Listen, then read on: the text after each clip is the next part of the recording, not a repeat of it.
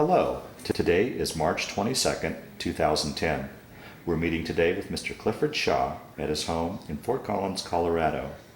My name is Brad Hoops. I'm the interviewer for the Northern Colorado Veterans History Project. Welcome, Cliff, and thanks for sitting down to tell your story today. Well, thank you. Let's start out, if we could. Tell us a little bit about yourself, your date of birth, where you're born, a little bit about your family. Sure. I was one of 5 kids. I grew up about halfway between here and Alt. And that was, I was born on September 28, 1925. So I take it you grew up on a farm? Mm-hmm. And where were you in that group of 5 kids? Where did you? I was number 4. Number 4? Okay. And the first 3 are long gone, and they were both veterans. The 2 of them are veterans, and they're just many years now since they have passed on. Yeah. Let's talk about a few other events that happened before we climb into your military experience. Do you have many memories of the Great Depression? Oh, do I? Yeah, how could you not? The funny part was I thought this was normal. Because, you know, I was born in 25 and then the Great Depression hit about 31 or something like that. And it was a tough time for everybody. But I just thought, well, that's the way it is. Is that right? Yeah, I guess if you don't know any better. Yeah. Yeah. I never realized that how abnormal this whole thing was. Wow. People talk about the Great Depression, but we're in a Great Depression now. Not even close. Yeah. Well, now being on the farm, I imagine you didn't have a whole lot of money, but being on the farm, you were able to grow a lot of your own food. Oh, yes, we ate well. Okay, good. We ate rather well. My mother was very good at canning everything. Fruits and vegetables, meat, that sort of thing. Of course, we didn't have any electricity. We had no refrigeration, but we didn't know any better. Yeah.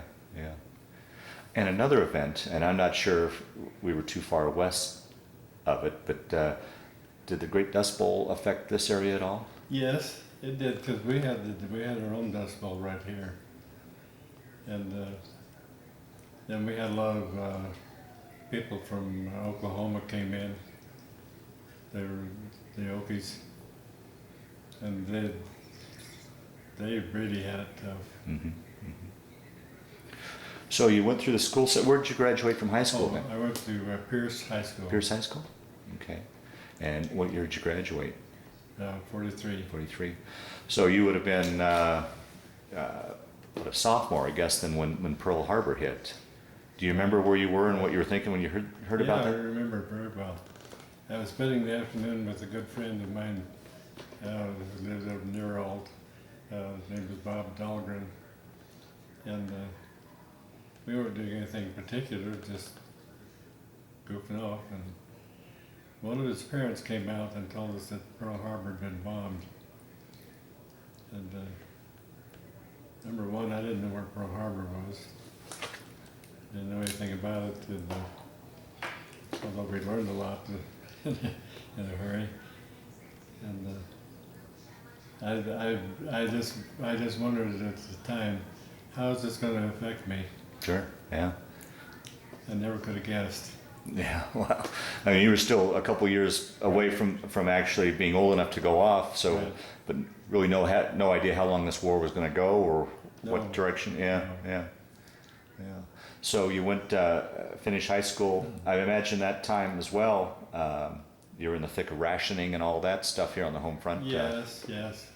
We had to buy, we had gasoline coupons, and if you're lucky, you get a C coupon. Otherwise, you got an A and you didn't have much gas to go around. There was A, B, and C, as I recall, and the C's got the best gasoline ration. So you graduated in the spring of '43, but with a birthday in September, you still probably weren't 18 yet. So what did you do after high school? And Well, after high school, I worked on a farm for the Jacobson family just north of Vault. I spent the summer doing that. And then on my birthday, I joined the Navy. Oh, so you enlisted. I mean, you could have got an exemption probably for being Definitely. yeah. Well, that always begs the question, here's a farm boy from landlocked Colorado. How did you come to choose the Navy? I've often wondered. It just seemed like, I don't know, I had the idea that would be a good thing to do. And so that's what I did. And then how soon after you enlisted did you ship off to boot camp? On the next day or so. Oh, was that right? They shipped me out very, very quick. And went to Farragut in the Idaho. And that wasn't bad. Now, did you go by yourself, or was there a group of you guys went off together? There was a group, but I didn't know Anybody? Yeah. And did your folks see you off and at the bus or the train station, or? Yeah. Yeah. So you head up to Idaho for your basic, and how was that? Well, I didn't think it was all that tough, to be very candid. So there wasn't much of an adjustment from civilian life to military life for you in that? Yeah, it was an adjustment. It was a big adjustment. But it wasn't bad. The other thing I remember that I didn't like that well, that was in the soon winter in upper Idaho. That time of year was not a great place to be. And from what I understand from previous stories, that the barracks were pretty shabbily built and weren't insulated, and just... That's true. But they were heated. I didn't remember any discomfort from that. Oh, okay. But we had to be out, doing things, marching and running and rowing boats. And I had to learn how to. If you didn't know how to swim, you had to learn how to swim, and for good reason. Yeah. Did you go up knowing how to swim, or did you learn up there? Yeah, no. Yeah. Well, we lived right near the Black Hollow Reservoir. Okay. And the summers were always spent in the water. Sure. Yeah. Now, how was that for you? I mean, many people in your generation growing up, you never really traveled too far away from home. Now you're away from home for the first time. Was there any tinge of homesickness at all, or how did that? No, I don't think so. Yeah. Okay. It wasn't bad. Okay. I remember so vividly. Our first night in the barracks. There was a guy that he was just plain homely, and oh boy, I got him for a bunkmate. Turned out to be one of my better friends. Is that right? He's a terrific guy. So you finished your basic there. Continue your story. Where'd you go from there then? I went to Minneapolis, actually St. Paul, for electrician school. Now, did you have a choice in that matter, or they just tell? Okay. No, they said, "What would you like to do?" And I told them I'd like to go to electrician school. They said, "Okay," and so then we had a little bit of leave, and then. So you're able to stop back home on the way to St. Paul? And so then I got on the train, went to St. Paul. And my friend, my bunkmate from boot camp, went there also. Is that right? And we had just a marvelous time.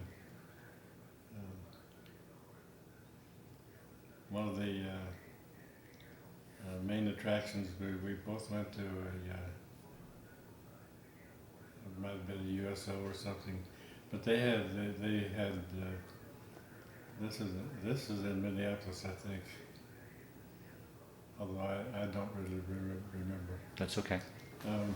But we were in Minneapolis, St. Paul, and they have all kinds of good things going. We'd get good eats and play games and one thing or another. And then how long was that training? There 4 months. 4 months. Mm-hmm. Okay. To train electrician school, to train for anything in particular? I mean, what would you be doing after you got out of? Well, that was the funny thing as I look back on it. that school really didn't address marine electric work, which is okay because we didn't really, when we got on the ship, it was all done, and we didn't have to create any of that. We just had to operate it. So it worked out all right. Okay, so after that 4 months, then continue your story from there. Well, then they sent me out to Camp Shoemaker in California, not far from San Francisco. And that was just a transit point. And I didn't, I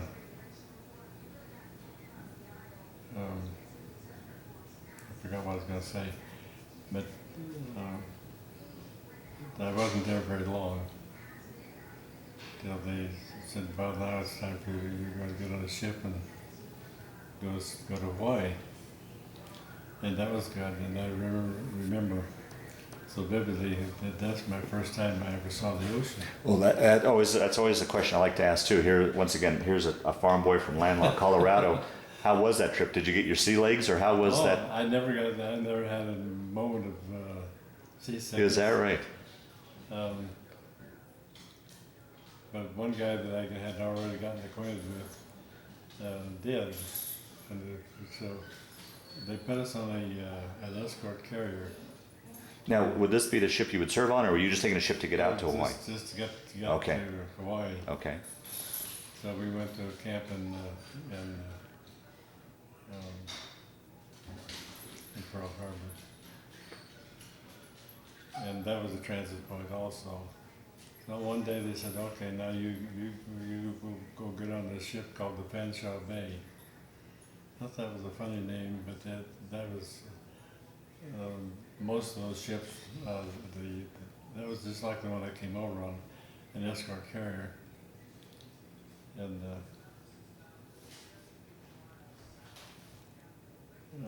so I said, okay. So they took me over. Got me on the Fanshaw Bay, and got a Navy home. And this was the ship that you would... That was the ship I would serve on. Okay. And it was fairly new. But it had just come back from Saipan. It gives you kind of a clue on where we were at that point. Right. That was in July of '44. And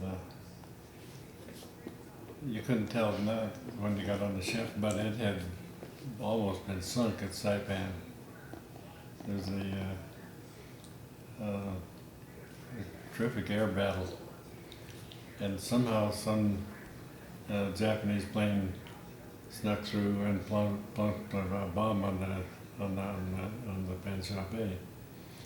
It hit right on the after elevator, and Meitner sunk it. And the people who were on it at that time said if it hadn't been for the bucket brigade, we would have lost it. Wow.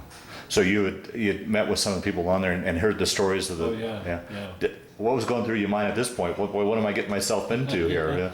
Yeah. I don't want to do that. Yeah. And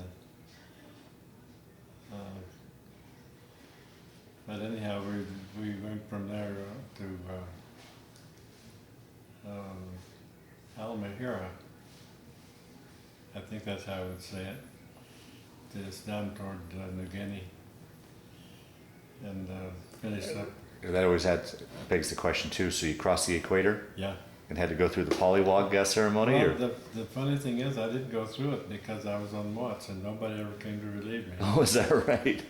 They were always busy, so I really didn't get in on that.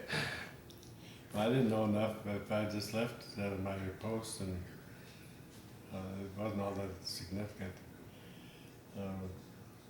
My watch station was the main generator, and all I had to do was take readings every half hour and log them.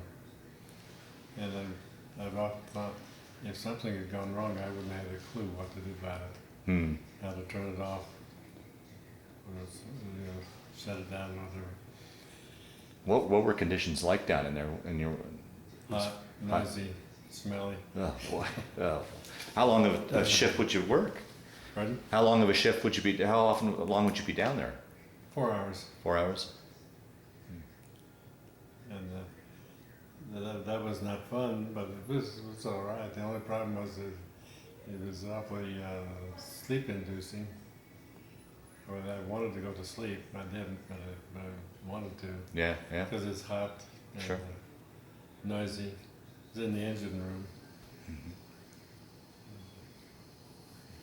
So that was my first station. But then my battle station was a room called the forward distribution room.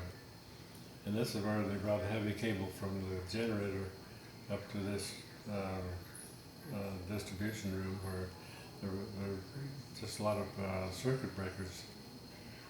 And my job was to reset any breakers that tripped.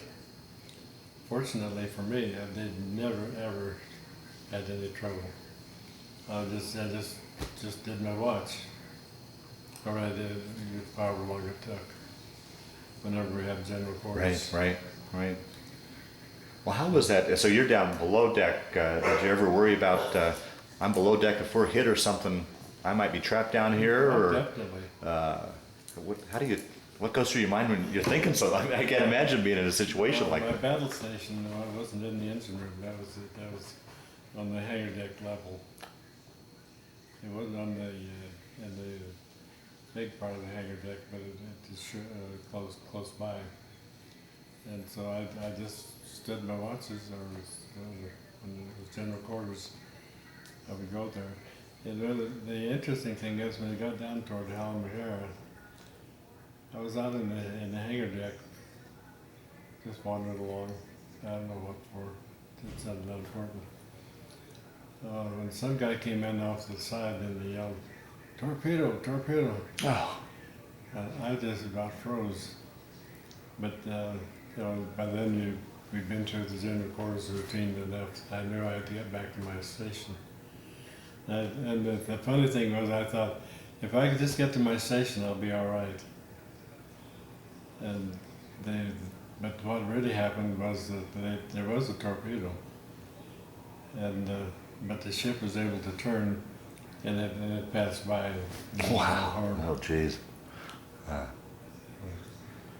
What was life like on the ship as far as your sleeping arrangements, the food? What did you guys do when you weren't on duty for entertainment and such? Oh, yeah.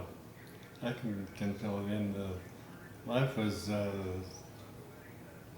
as somebody described it, sheer boredom filled with sheer panic. And that's about the way it goes. And the torpedo incident was Right, yeah. a good example. For entertainment, we had movies. And eventually I got to be the movie operator. And I enjoyed that. That was good duty, because anytime we stopped or there was a film exchange, then I got to go off. Oh, wonderful. Off the ship. Okay. And go ahead and take in the old movies and pick up a bunch of new ones and bring them back. And one time while I was a movie operator, we had been to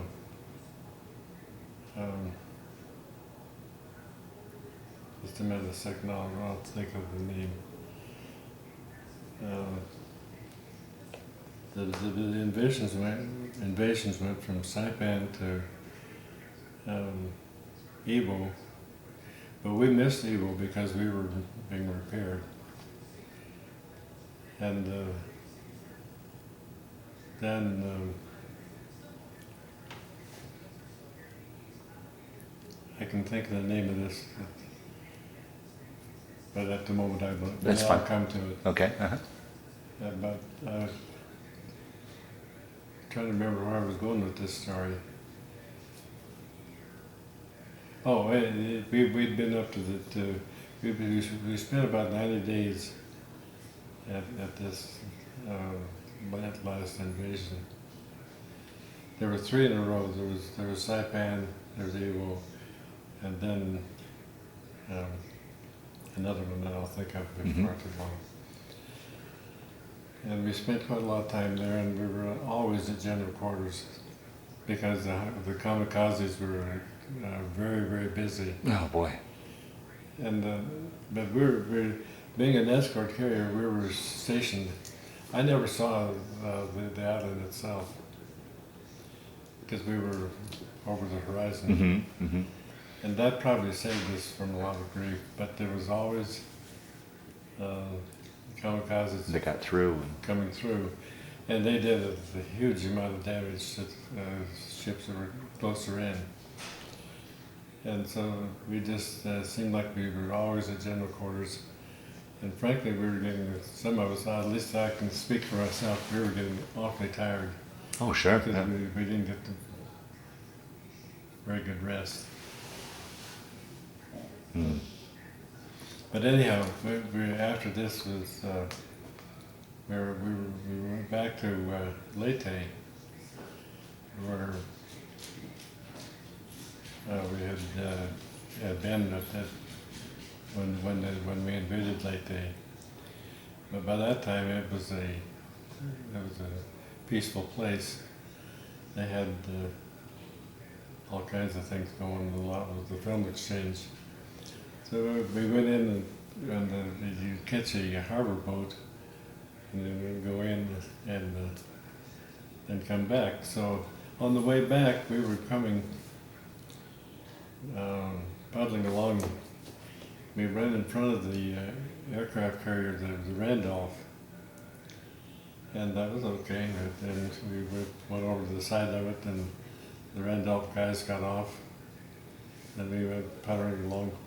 About that time, there were 3 P-38s were making practice dives on the Randolph. I don't know why they were practicing, but they did. These were the guys who had been at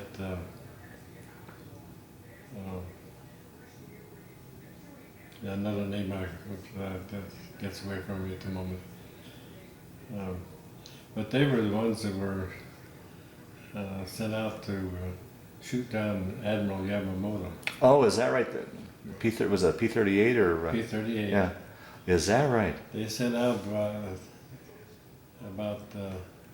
and they had information as to, they had been able to crack the Japanese code. Right. So they knew exactly where he was, and he was known for being punctual. And so they gave coordinates where he was going to be. And they sent out about 17, 18 P-38s, and 2 or 3 of them had to turn back for whatever reason. And the rest went on in, and they intercepted Yamamoto's flight, and they shot him down. And the story is that they think he took a bullet right as a master, because when they found him, he was still sitting in his chair, Oh, is that right? dead. Yeah.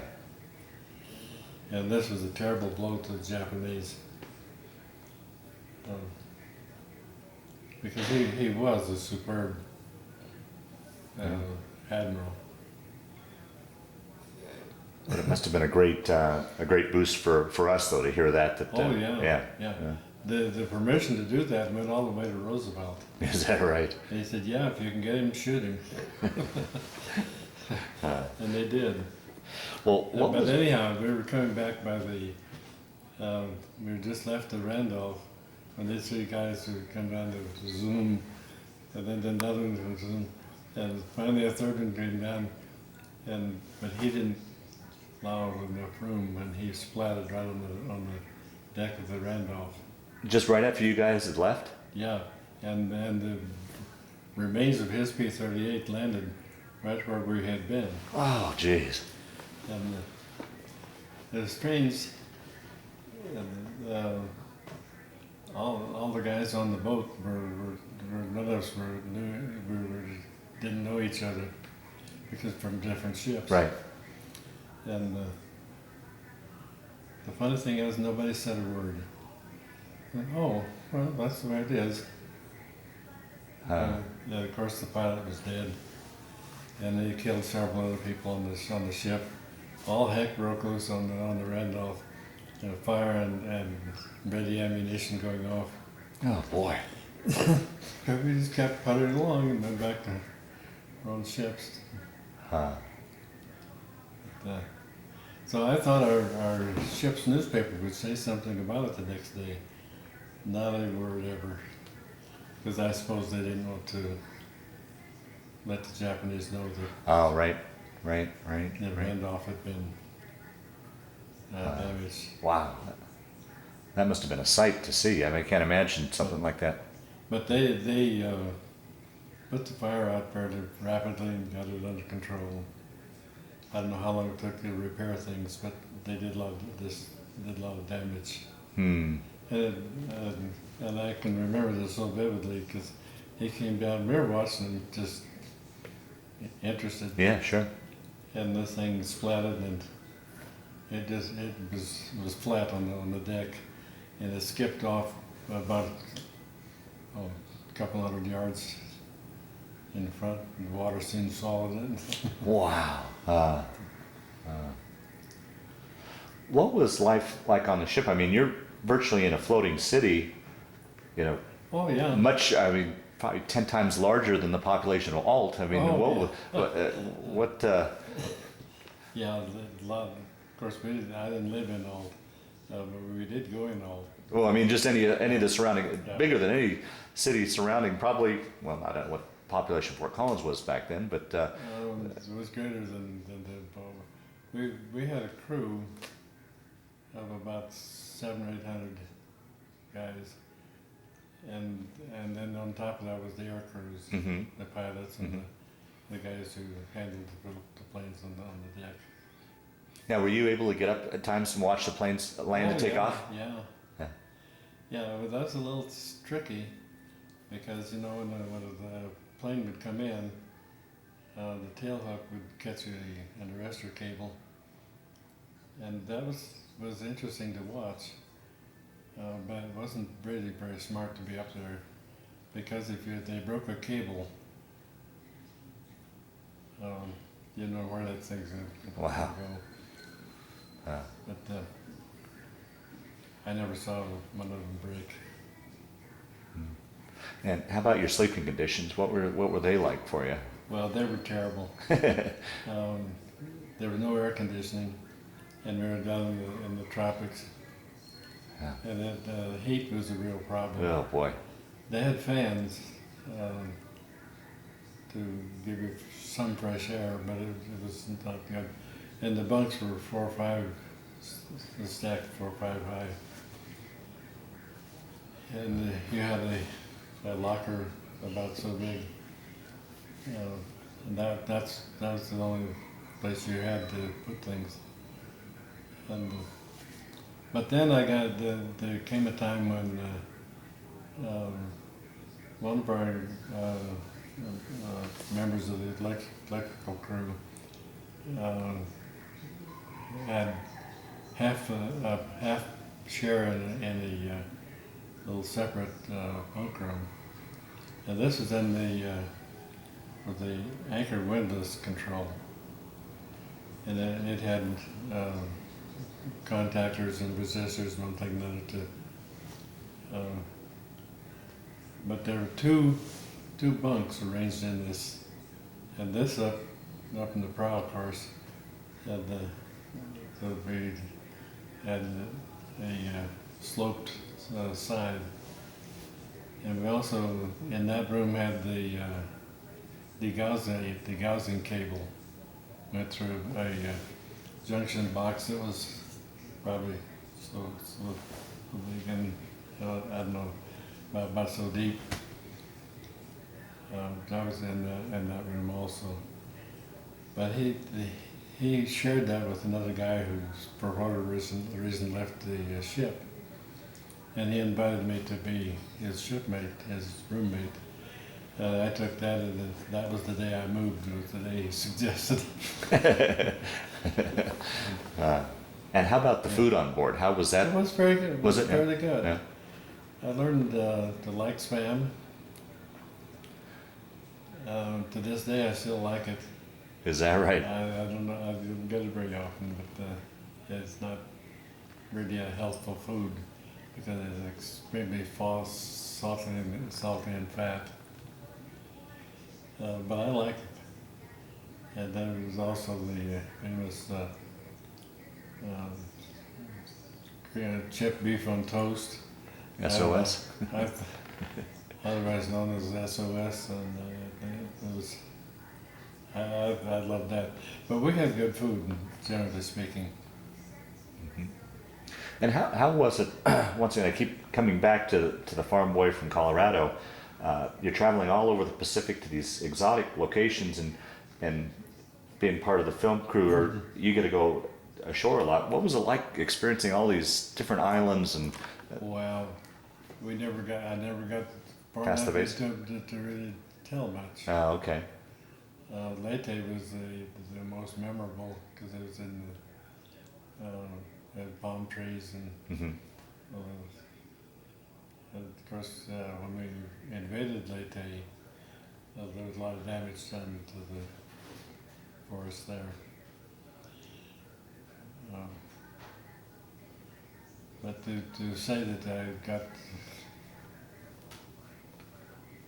Yeah. to Fair enough. really see them. The one thing that I remember quite well, we eventually got into Tokyo. Our first Fanshaw Bay was the flagship for a group that went into northern Japan to take the surrender of northern Japan and Hokkaido. Now, you want to hold off and tell that story as we Sure. progress, Sure. and definitely want to get into that. But so let's take your story from Leyte Bay then, and continue progress from there for us. Oh, okay. From there, well, we're right back on virtually where we started, because by that time we went to Adak, Alaska, to get cold weather gear because we were scheduled to go into Japan. But before we got through with Adak, they had dropped both bombs. And so now we're going to take a surrender. So before they dropped the bombs, then you were part of the plan for the invasion of Right, Japan. right. Oh, geez. Right. Okay. Nobody was looking forward to that. Oh, absolutely not. Yeah. So how was it going from the tropics up to Alaska? That must have been a kind of a shock. Yeah.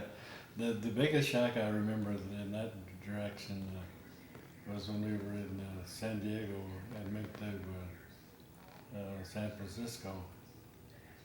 And here we were just back from the tropics, and all of a sudden we're in the cold weather. That was a shock.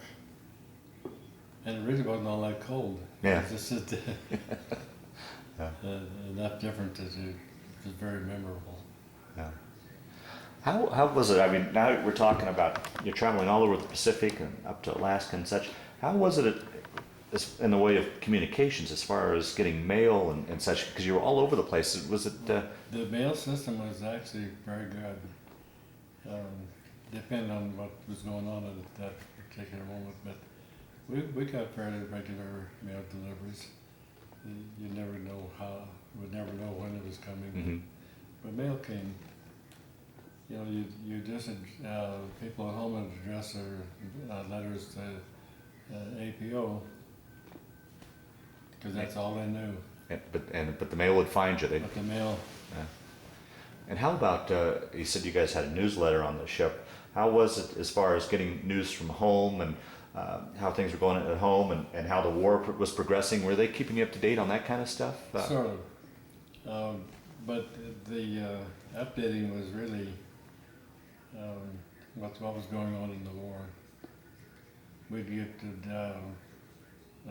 dispatches from Europe, and so we had some idea what was going on there. And we knew what we were involved in. I didn't give them time. And you mentioned earlier, you were talking about your siblings. You said you had brothers that served as well. Did you have brothers serving at the same time as you? Yes, although they went in after I did. They were older, but they were later to get in. But they waited to be called. And they were you able to keep track of where they were and how they were doing directly, or was it via your folks, or how did you? Yeah. Of course, they wrote home.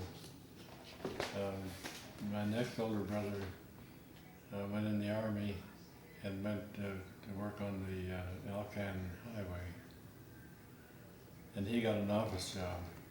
So his life was not too tough. And my older brother got in late, and he went to Europe as an MP. But the war was over by then. Oh, okay. All right. So we'll move ahead here again. So you're up to Alaska to get your cold water gear. You hear about the bombs. Did you have any idea what this atomic bomb was and what it could do? I mean, did it sink in as to? All I knew was they said it was an incredible blast. I didn't know anything else. Yeah. And then you guys get word that the Japanese surrender. Was there a celebration on the ship, or what were you thinking? What was going on? Well, I think everybody was. There was no celebration as such, but I think everybody was terribly relieved that this thing is over.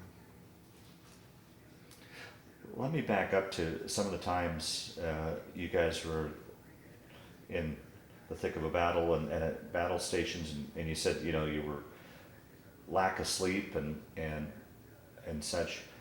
Okinawa, that's the one that I couldn't. Oh, say. okay. 90 days we spent in Okinawa. Jeez. I never saw the island, but we knew it was there. And that's when the kamikazes were the thickest, right? The kamikazes were very thick. We got through that without a scratch. Our pilots, on the other hand, had a tougher time because they had to take off and form up and go do whatever mission was set for them for the day. What was it like? Can you describe when you would go into these battles and be in flotillas and formations? I've heard it's just an incredible sight to see all the ships. Oh yes. Like in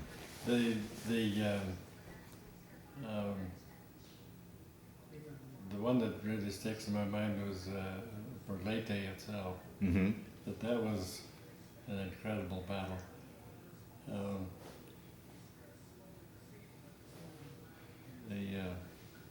But we stopped at a midpoint on the way to Leyte, and I think that was Ulithi. Was that the Ulithi atoll, and that was a sight because everywhere you looked there were ships. Wow. But when we got to Leyte, again we weren't even close to the island. We were out probably 80 miles. Maybe not that long, that far. But we were well away from the island itself. I never saw Leyte until we went back there after Okinawa. Now, you said the ship had taken damage before you got on board? Yes. And you said you made it through Okinawa without a scratch. Did you guys ever take any damage between? Oh yeah, at Leyte we did. Oh, you did? Yes, Leyte was. I don't know if you remember the story, but this is where the Japanese came in. They put their whole fleet, every ship they could think of, was involved in Leyte. Isn't that considered one of the biggest naval battle in history, I believe? Certainly the biggest battle in World War II, and I think probably in history. And if you consider the number of ships involved, and the area over which it was fought. The Leyte battle, the books that call it the Battle for Leyte Gulf, but it was never fought at Leyte Gulf, never got there. What happened was that the Japanese had a huge flotilla at anchor near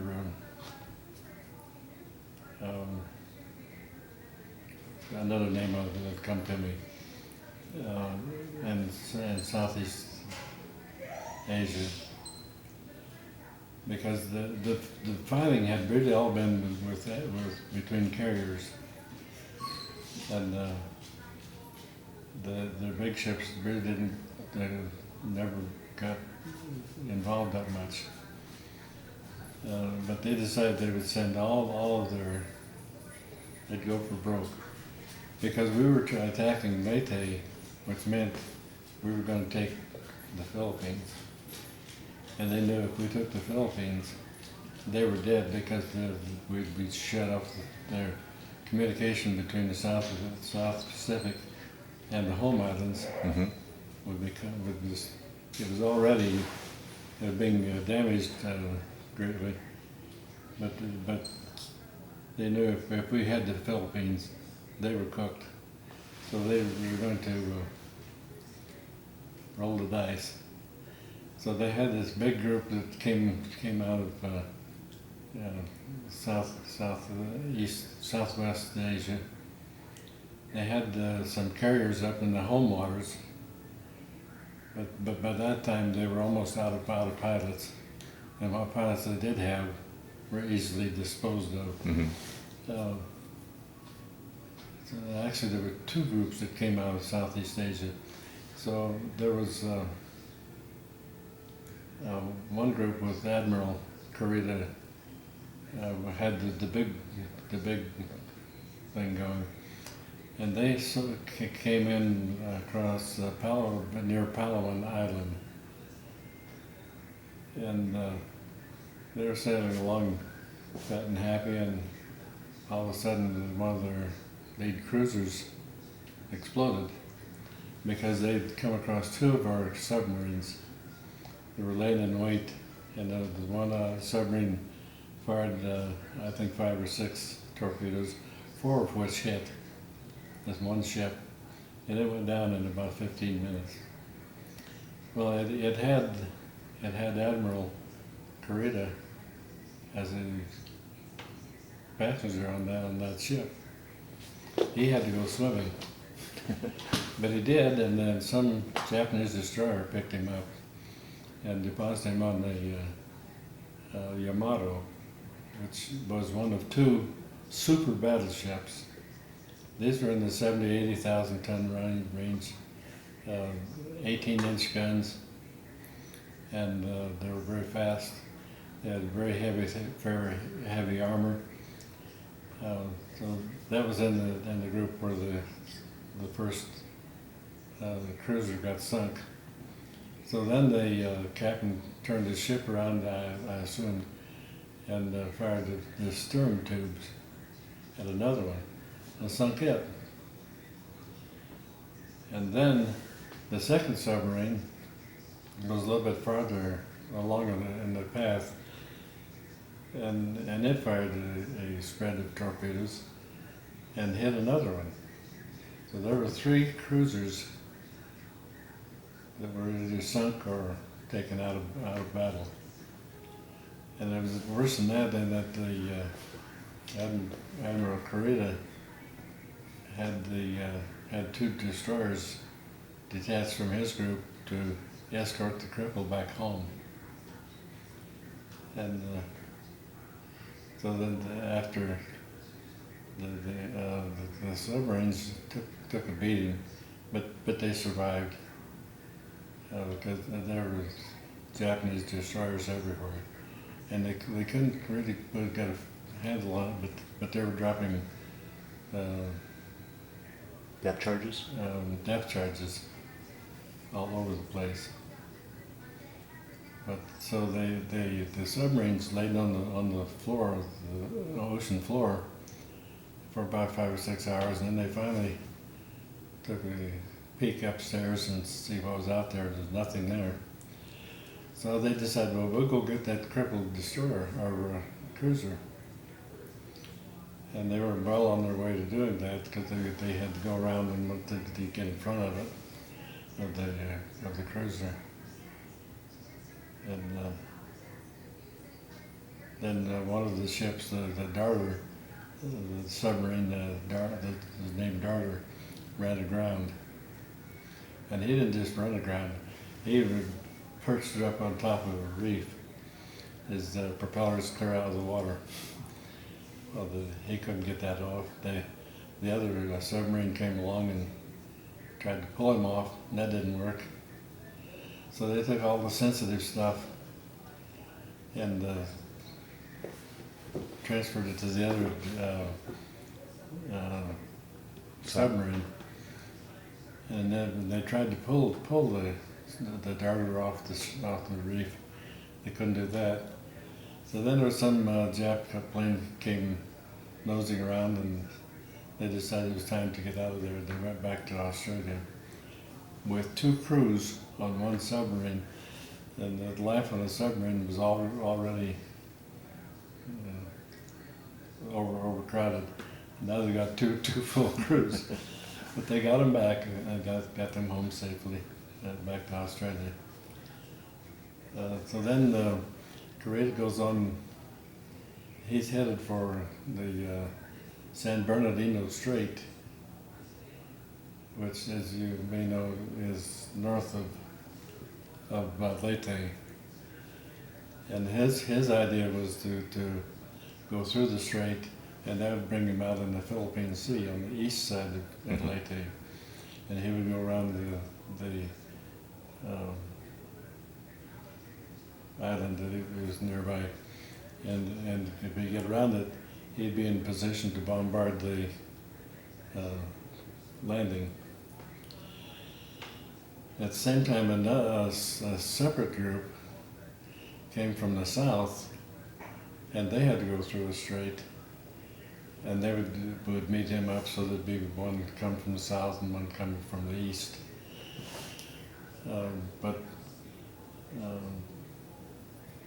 We had, on our side, we had the Admiral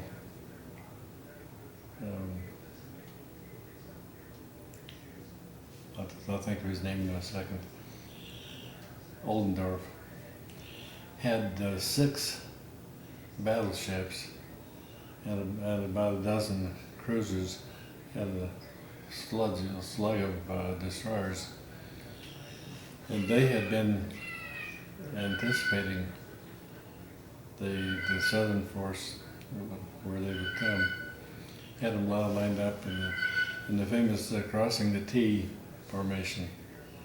But you probably know about that, what that means. Oh, you may want to explain it to those that'll watch. Yeah, This.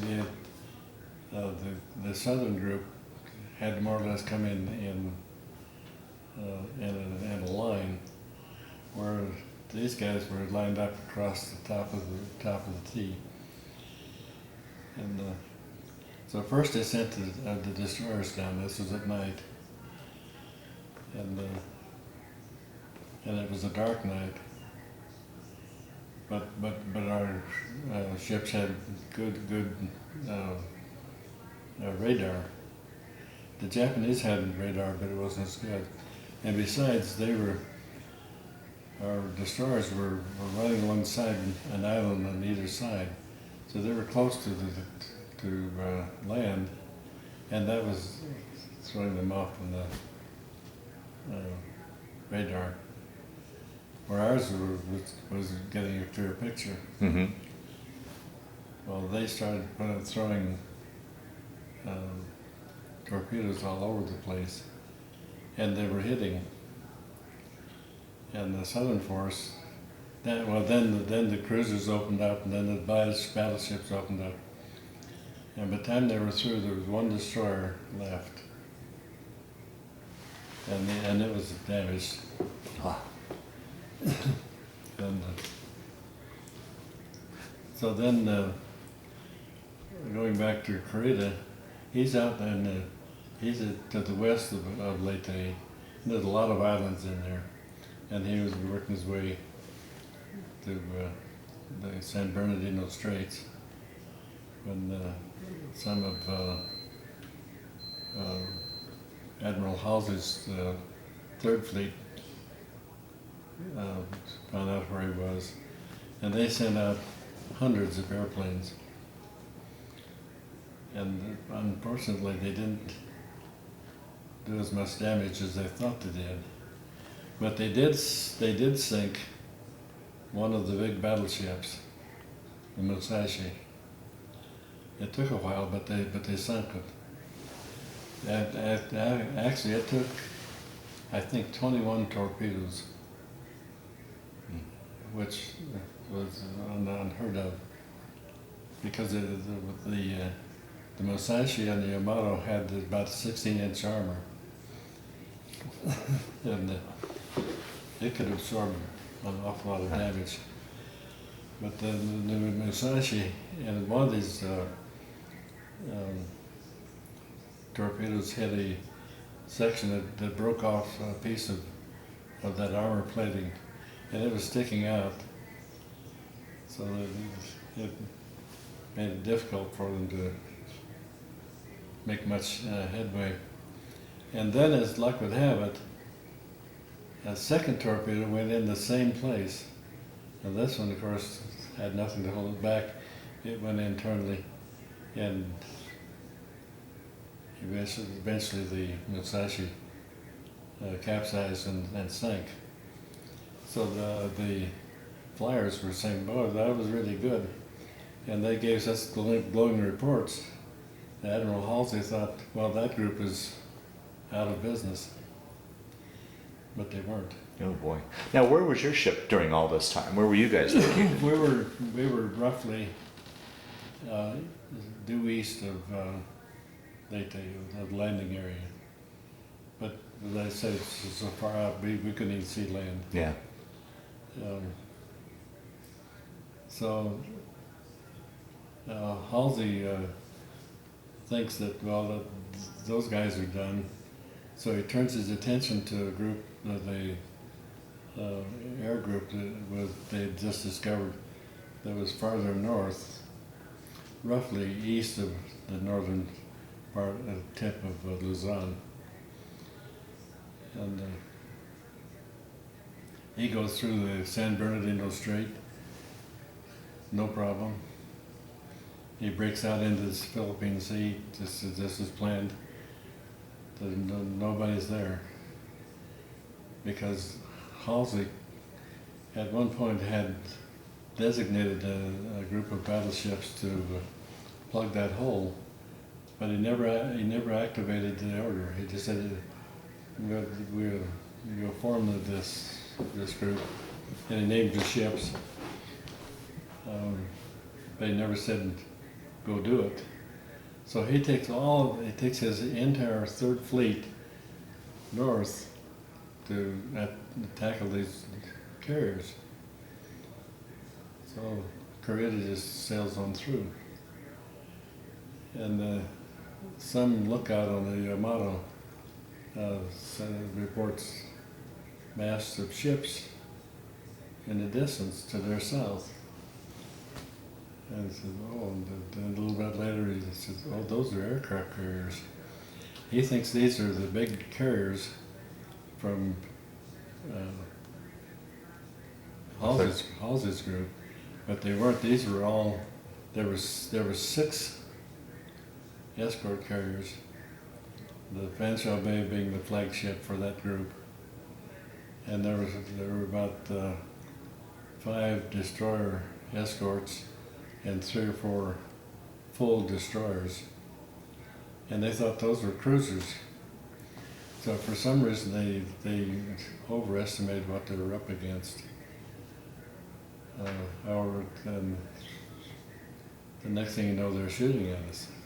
Oh, jeez. And the Fanshaw Bay happened to be the closest one to them, and it was getting a lot of attention. And we took several hits. But fortunately, these were obviously armor-piercing rounds. We didn't have any armor. And so these shells would come in and hit, and they'd just go right, they come in one side and go out the other. Wow. Without ever exploding. Wow. And so finally, our admiral sends his destroyers out on really a suicide mission. Right. They take these destroyers with 5-inch guns and put them against the 6, 8, 14, 18-inch guns from the Japanese. There was not really a contest. And then they sank 3 of them. And they did, and for whatever reason, the shells were exploding when they hit these destroyers. I suppose partly because the aircraft carrier had a lot of empty space in it. You know, you had this huge hangar deck, you had the flat deck. And one of the shells that hit our group ruined our catapult. But it didn't explode, it just went right on through. So they sank one of the escort carriers in our group was sunk. So we lost 3 destroyers and 1 escort carrier.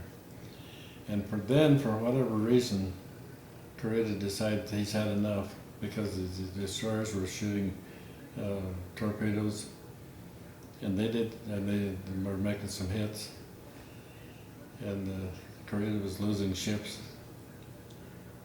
And when everything looked as dark as it could get for us, he says ceasefire and turned and went back. Now, did you realize that the odds were stacked against you? Did you guys know what you were up against? I mean, Well, personally, or I mean, I knew. I'm sure Upper Admiral and stuff knew, but I mean, did it filter down to you guys that there's this huge force that could easily annihilate us? no, that's okay.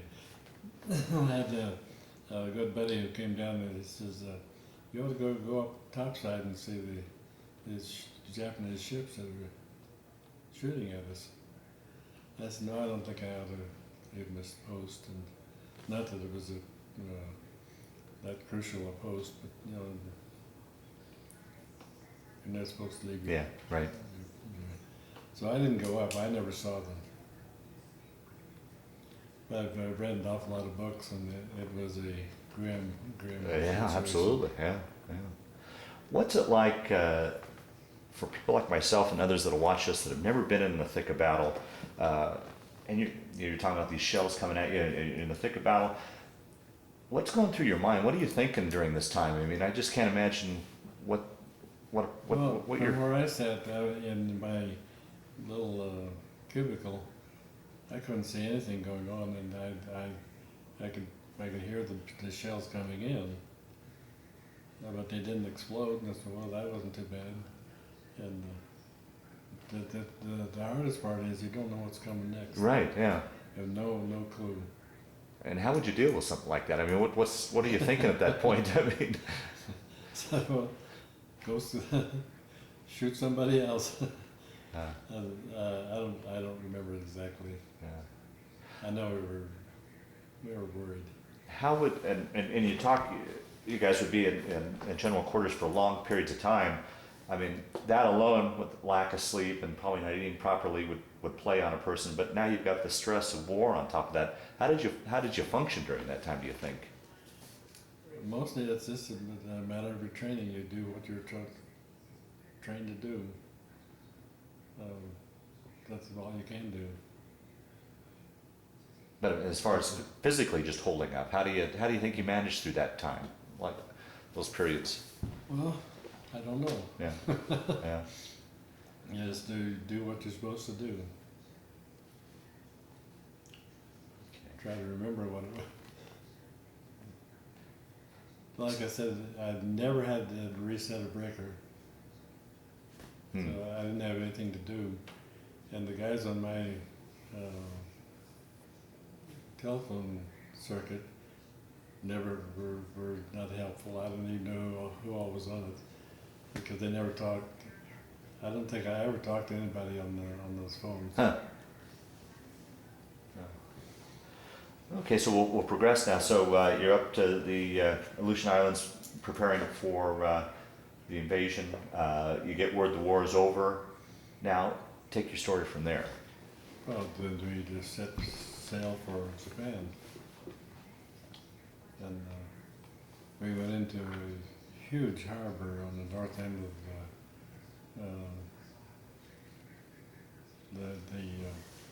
this must have been Honshu. And we went into a huge anchorage, and I had to go get movies there. That meant going in a little whaleboat. And that one, I got a splitting headache. That's the only time that I really had seasickness problem. But this little thing was all over the place. But we got over there and got our films changed with some other ship. There was no film exchange. But somebody else had used movies, and I had used movies. So what was your responsibility as the ship? What was your responsibility up in that part of the occupation forces, and what were you there to do? All we did was we were anchored out in this what I'd call a harbor. It was a big piece of water, and we just stayed there until the smaller boat came out to our ship with the Japanese delegation, and they pulled alongside and came up the ladder.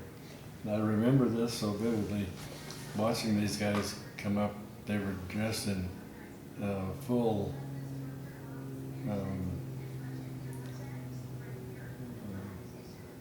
Military formal wear with the high top hats and the complete works. And these poor guys came crawling up the ladder, and they were bent over. Their bodies were like so, and I actually felt sorry for them. What a terrible feeling they must have had, knowing that they were signing the treaty. They came, did their signing, got off, and went away. So there was a signing ceremony on the ship then for. Yeah. Did this happen the same day as it was going on in the Missouri, or? I couldn't tell you that, but I think it was. I think it was the same. The Missouri was going, and then there was our group, and of course, they didn't invite me to the ceremony, so I didn't see that, and we weren't there very long when we went away. And then where'd you go from there then? We went down to Tokyo. And the purpose there was to pick up Americans and take them home. Start kind of a taxi. Yeah, while down in Tokyo, did you guys ever have a chance to get any shore leave? And yeah. And describe what you were seeing there and what you did. What I remember, there was a group of Japanese ladies. Remember this was after the war, and there wasn't a building standing. Right. Yeah. It was just all rubble. Wow. And we went in there and walked around a little bit, and went back in the ship. You felt safe. You weren't worried about. I mean, were the Japanese pretty much calmed down? Or I mean, was there any worry of? I didn't worry. Yeah. I don't know what the rest of the guys did, but I know I wasn't really that concerned, because they didn't have anything left to fight with. Yeah. It was, I went through an old hotel, the walls of which still had, were still standing, some of them. And the other thing we did, they broke into a Japanese warehouse and you gave us all a rifle if we wanted it, which I did. I took it. Mm-hmm. Mm-hmm. And brought it home, had it bored out to a 30-06. That was a really a crude rifle, but I'm sure it worked. It worked as a 30-06. So you guys loaded up, was it occupation forces that you were bringing back home, or was it POWs, or who were you transporting back to the States? These were some of them were Marines, and I can't tell. Oh, okay. Uh-huh. So you came back to the States. Where'd you guys arrive We back? brought them back to San Francisco. Went back for another load. And that one we brought back to San Diego. And then they said, well, you can go home now. So I did. So you got discharged down in San Diego? No, actually I went back up toward the ship was in San Diego, but I went back to Camp Shoemaker. We got discharged and came home. Had enough points to come home. Yeah. Now, during that time after the war, I've heard a number of stories about some of the big typhoons that hit. Were you guys ever caught in any? Oh yes, yes. I said I only had seasickness once. We went through a typhoon that made. I didn't vomit or anything, but I got a splitting headache, and I don't know what the mechanism for that, but I just know it was. This was on our way to Leyte in the first place. And we went through this, and I think there were some of the destroyers were capsized Right, yeah. and sunk on that. Bows broken off. I heard there was horrendous storms. And I remember so vividly, years and years and years later, somebody was talking about the waves coming over the flight deck. And so the reporter goes down to the Navy Department and talks to some guy there. Oh no, he said they wouldn't be that high. He didn't know what it was like to be on an escort carrier because they did come over the Wow. Wow. So you're discharged from Shoemaker. You come back home. How long were you gone? You entered in 43. Yeah, And when were you discharged then? 45. 45. Yeah. Christmas Day of 45. You got home Christmas Day, or you were discharged? Discharged. Oh, so you didn't make it. You didn't quite make it home for. No. Yeah. How was it the previous years, in particular, being away during the holidays? Did that? Just another day. Oh, was it okay? Yeah. So you. They talk about all these shows that Bob Hope and the others put on. I never got in on that. I was never where they were. Yeah. Yeah. Yeah. And, So- you just it's just another day at the office. Oh boy. So you get back home. Do you remember when you got back home? Was there any sort of homecoming or? No. That surprised me. There was absolutely nothing. People were friendly, but that's all. Huh. How was it then, after being away for 2 years in the military and everything you'd been through? Was that much of adjustment now to return back to civilian life for you? How'd they know? Settled just right in. But remember, I never got hurt. Yeah. Yeah. I didn't go through any of the traumas that a lot of people did. But you had been in some very stressful situations Oh, yes. and in battle. I mean, so Yeah.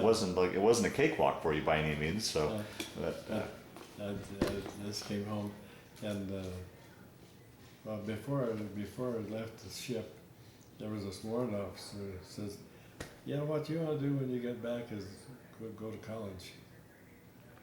And I thought about this, and I said, you know, that's it, because the GI Bill was available. Right, uh-huh. So I signed up for that, and spring quarters of what was then Colorado WWII. Mm-hmm. I was in engineering school, and finished that in 1950. With an engineering degree? Mm-hmm. Electrical. And what did you go on to do then for a career?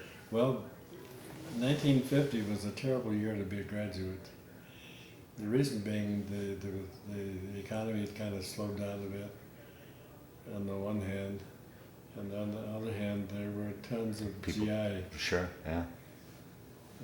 former GIs had graduated, and finding a job was not easy. But I got a job as an engineer for an REA in Delta. And I stayed with that 6 years and then moved on. I went to Milwaukee and worked for a company called Line Material Industries. They made electrical stuff for utilities,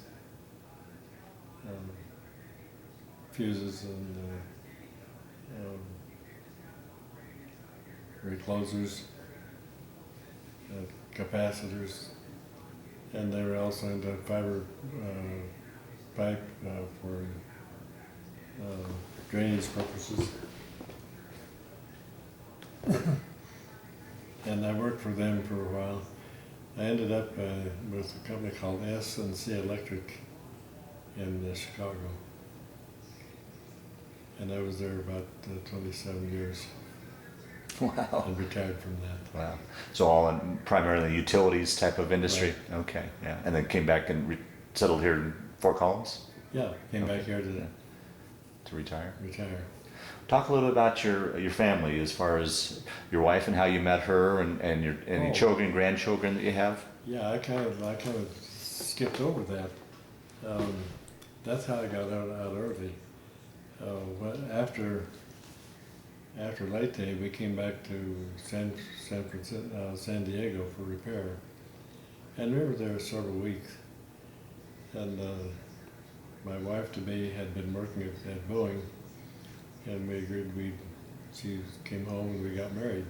Well, now, how did you first meet? So you had been dating, or We went to school together. oh, is that okay? So you left? She was your high school girlfriend, or whatever, Right. and when you went off to the service? Right. Okay. So we were married. And she had gone out to the West Coast to work for Boeing then? Right. Okay. And so we were married, and we had a couple, 3 weeks, and left in San Diego before we left that, and then went on back. So you got married while you were on leave then? Right. Kind of had to And- probably arrange things pretty quickly, or was Yeah. it? Yeah. And so we were married until she died in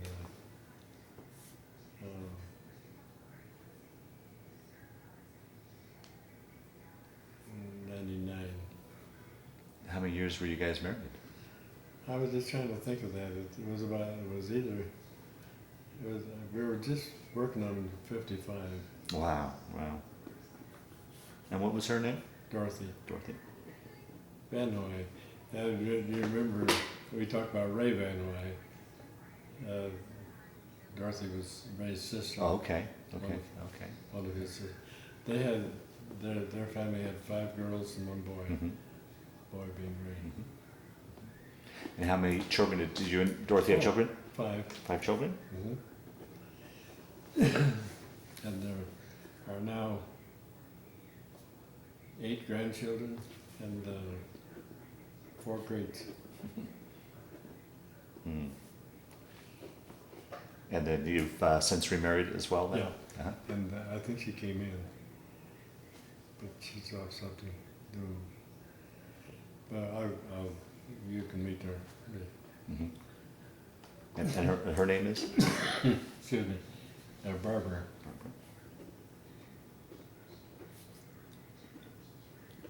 And how long have you guys been married? We're just about to finish 10. Huh. But before that, she worked at S&C Electric. I hired her there, as a matter of fact. And we worked together for all those years. Good friends. And in fact, she and Dorothy were very close. Dorothy came to work at S&C and worked for Barbara. Most of it was part-time, but she took great pride in her job.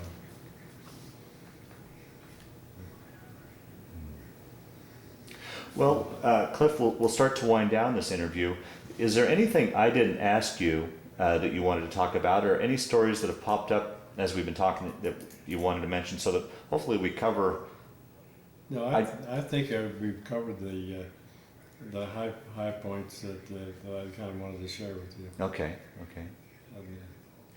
One question I always like to ask, and I guess another question I wanted to ask, through the years, have you kept in touch with any shipmates or gone to any reunions or anything like that? I've been to one reunion, and this was in, what is the town that Tom Sawyer is famous for? Fulton, Missouri? Close. Anyhow, it's on the Mississippi. Uh-huh. And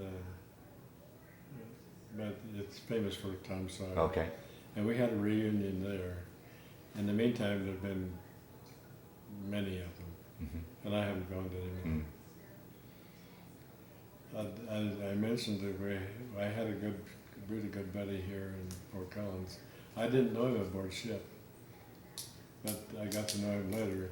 As a matter of fact, when they had this reunion that I'm telling about, and his name was Dwayne Iosi, and he was very big on all this veteran stuff. He would give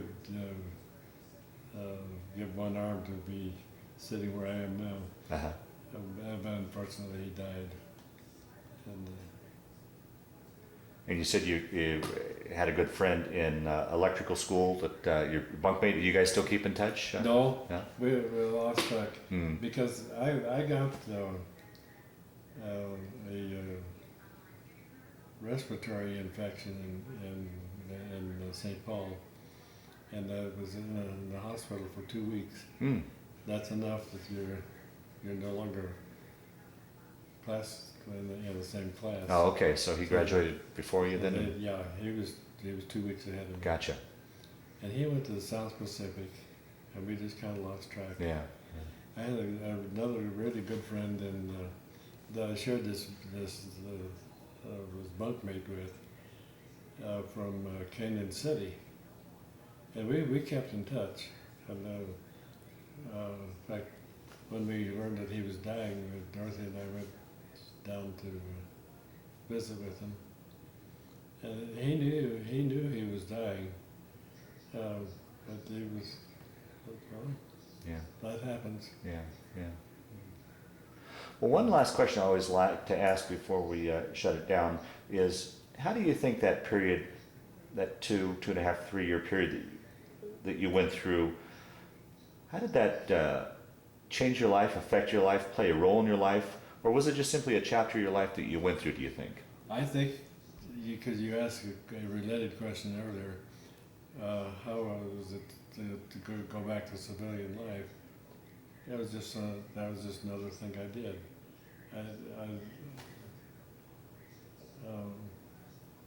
I enjoyed going to college. We had a lot. I could take an hour talking about that, but I won't. And I don't know, where is he going with this question? How it affected your life, that period of time? I did. Just- I don't think it really had that much of an effect. Is that right? Yeah. It's only been in recent years that I've paid much attention to it. And I've got a ton of books that relate to it. And they all said the same story, but the details are different. And so I was always thinking about, well, if I tell this story, which version shall I use? Like I was telling you about that, the Dorothy was sending out either 5 or 6 torpedoes that knocked down Korea's ship. That's because I don't know how many. Yeah, right. So basically, you went off to war, came back, and just moved on, and it's only in recent years that you've really thought about it, huh? Yeah. I'll be darned. Yeah. Okay. Well, Cliff, I want to thank you for sitting down to tell your story today, but more importantly, I want to thank you for your service to our country.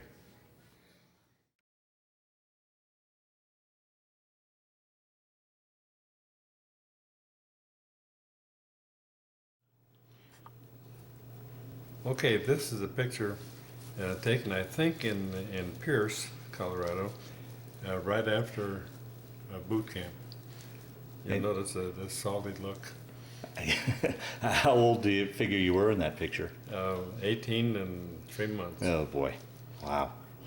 So that's all there is to tell about that. Okay, this is a picture of the class at the University of Minnesota, actually in the St. Paul. And this came right after boot camp. They gave us a chance to ask what school we'd like to go to. I said electricians, and so did my friend over here. So this one is me. Okay. Took quite a while to figure that out. Yeah, it's such a large picture. Big group of guys, yeah. Yeah. And then my friend Dave McWhorter is over. I had him located.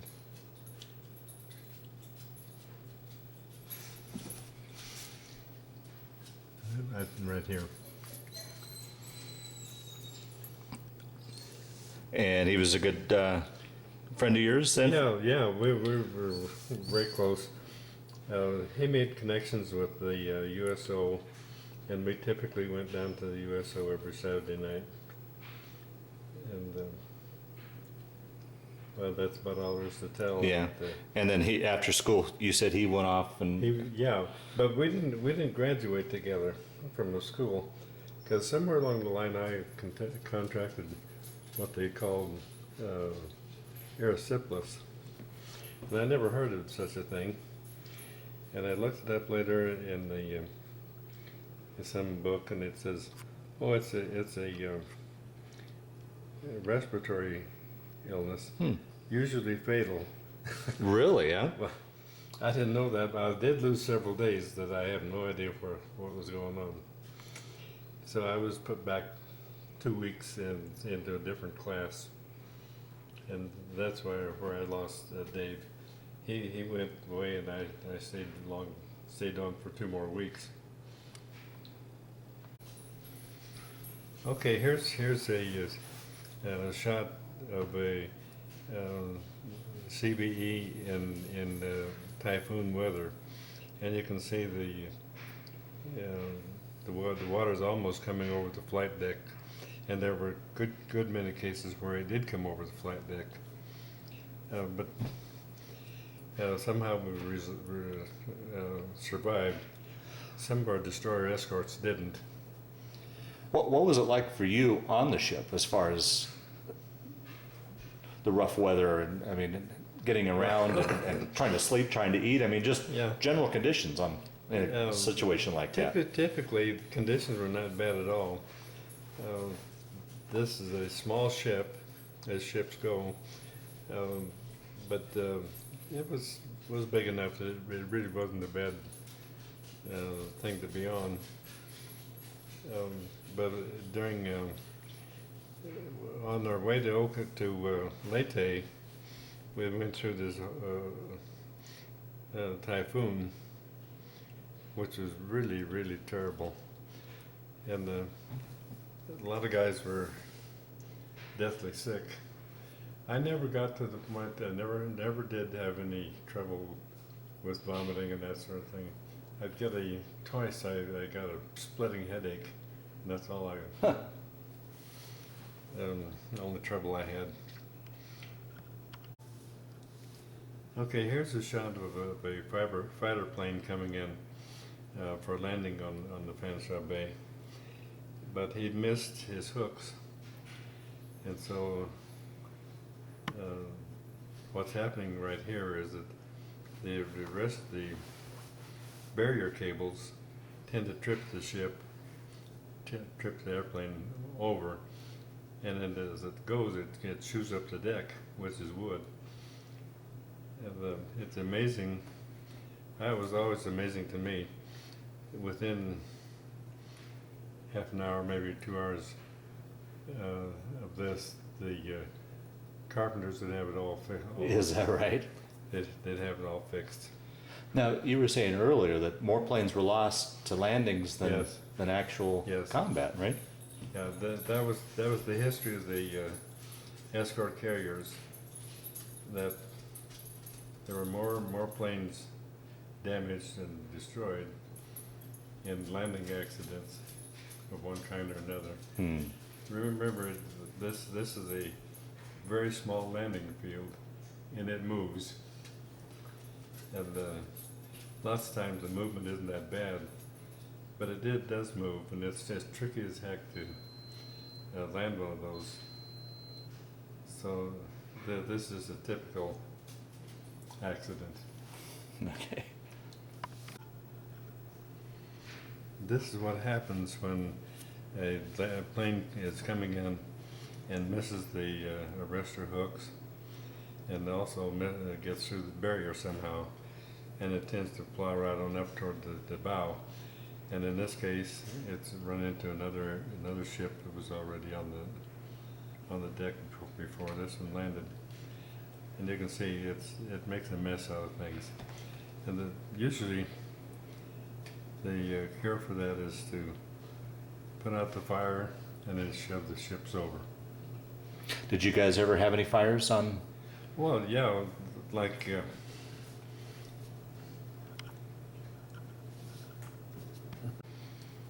this may not be the Fanshaw Bay, but it was typical of what can happen when the planes collide and something sparks off. It must be a terrifying yeah. time period until you Sure. get that under control. Yeah, you bet. Wow.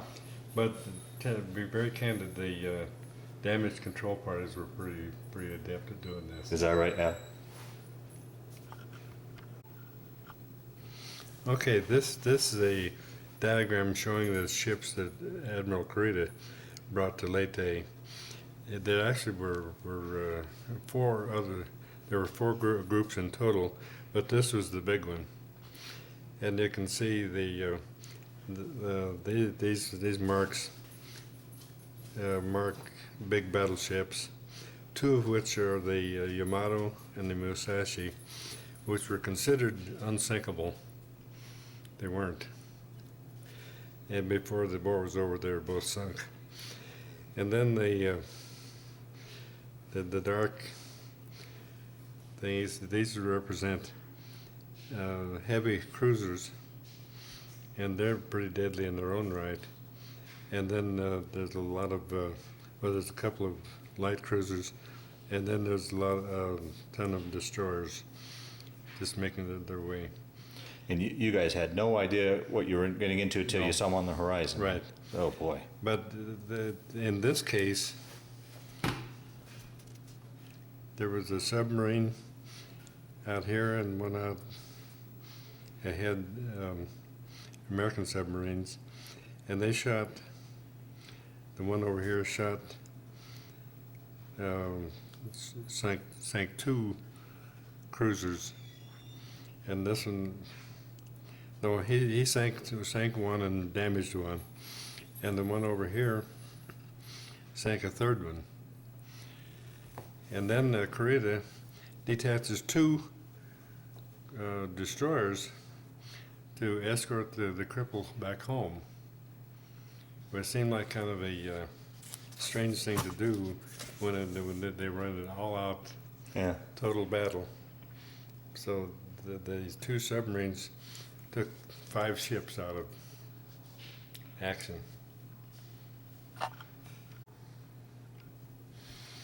Okay, here's the diagram, or map really, showing that there were 4 separate groups converging, 4 separate Japanese groups converging on Leyte. Coming out of the home islands, there was Admiral Shima, who has 2 heavy cruisers and some destroyers. Here was Korea coming up this way and working his way around, and his intent was to come over around the Samar Island and then bombard the landing over here on Leyte, which this is Leyte itself. Then there was another admiral named Nishimura, was coming on the southway, and he comes through here, and he's going to form a pincer movement with Korea being here and Nishimura being over here. So let's see, we got 1, 2, 3, 4 different groups. Okay. Coming in from the north. Oh yeah, I didn't mention him. This is Ozawa. He's acting as a decoy to lure Halsey and then his 3rd fleet up here, which he did. It worked out just fine for them. But now back to Nishimura coming across. He was a little bit ahead of time, and Korea got behind time because he was attacked over in the Siberian Sea very, very heavily by the Halsey's 3rd fleet, which was sailing out in this area. So he was behind time, and Shima never caught up with him. So Nishimura makes a attempt to come through this way, and all but 1 destroyer was sunk. Is that right? Just wiped him out. Nishimura didn't survive, but he was the only admiral who didn't survive. Shima survived later. He came a little bit later, and they looked at all the burning ships ahead of them. They said, "This is not a place for a nice guy like us." And get out. So he turned around and went back. That's the only thing he ever did. But later on, his ships were sunk. And Now, where was your armada in all this? well, we were out in this area. Okay.